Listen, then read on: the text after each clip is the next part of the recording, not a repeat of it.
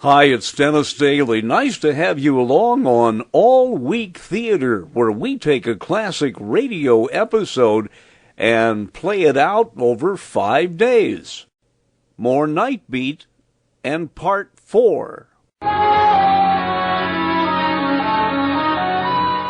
What is it you don't understand? Dietz. Miss Dietz, do you have a secret? Young man, I am 60. That is 58. I taught school for more than 25 years. I am not deformed nor disfigured. There are those who even thought me attractive. Is it so hard to believe that at some time in my life has occurred one event that could be called my secret? Well, has there? Not that I can think of. I should have known better. All right, thank you, Miss Dietz. I'm afraid you can't help me after all. Well, try. Ask me something. All right, okay. Once more. What can you tell me about the tenants who were here, the last ones to move? Oh, I can tell you plenty. Now, there was that Mr. Taylor. He was a traveling man, and you know how traveling men are. Mm-hmm. Yes. Then there was that Mrs. May. That one, she spent a fortune on psychiatrists, but that didn't come from drinking alone. You know, she would draw the shades. She said it was her eyes. And she would come out for 3 or 4 days. Do you know why they moved? No, I don't. I know where they moved, though. Yes, I have it right here. There, here you are. Thank you, yes, thank you. Now, let me tell you about that. No, thank you, Miss Dietz. I know and I've had enough. Wanda had coffee made when I got back to her apartment. It was strong and hot. Wanda sipped and watched me. I drank 1 cup and I started on another. See her? Yeah. Why didn't you tell me? I tried to. I feel like I'm playing hopscotch.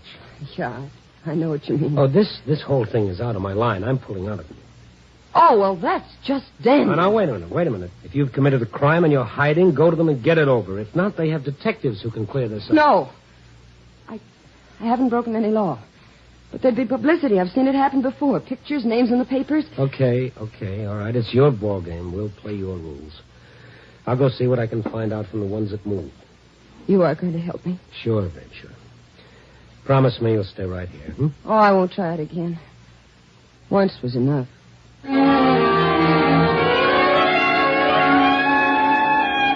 I started with the nearest ex-tenant, Mr. Taylor. He answered my second ring. He was wearing pajamas and street shoes. His body was moving, but his mind wasn't. Yeah, what do you want? Mr. Taylor? Yeah, I'm Taylor. May I come in? Oh, sure, come in. What do you want?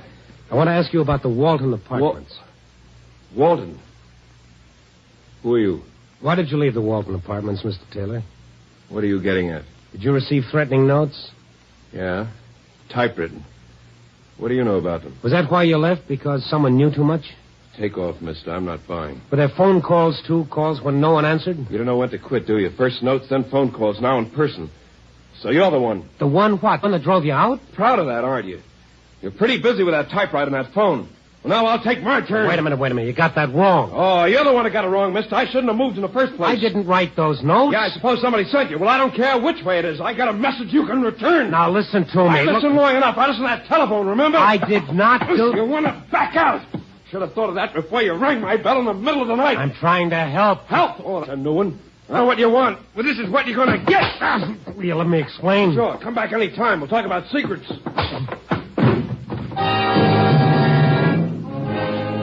For a traveling man, Taylor hit a good right. I don't know what he sold, but it must have been heavy, for his arm was in good condition.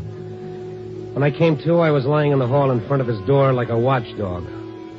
I was convinced that Taylor was not interested in my explanations, so I went to see Mrs. May. I knocked several times at her door before it opened a little way. She looked at me and started to close the door again. I stopped her with my foot. She was in cream and curlers. I could have chinned myself on her breath. What do you want? I want to talk to you about the Walton Apartments. I don't know anything about them. Who are you? I'm a reporter, Chicago Star. No, I don't know you. You get out before I call the police. I wouldn't do that, Mrs. May. Why? The Walton Apartments, remember? The Walton Apartments. Why did you move? There's no law against it. What business is that of a reporter? Did you ever receive threatening notes or phone calls? No, I just wanted to move. That's all. So I did. Mrs. May, I know your secret. You're the one that sent those notes. You're the one that rang me all day and all night. What do you want with me?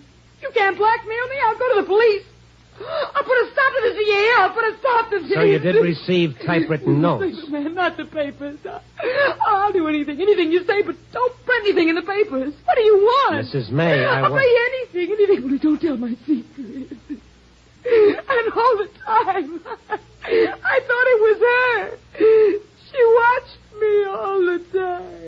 So join me next time when we cut up yet another old-time radio show into 5 parts on All Week Theater.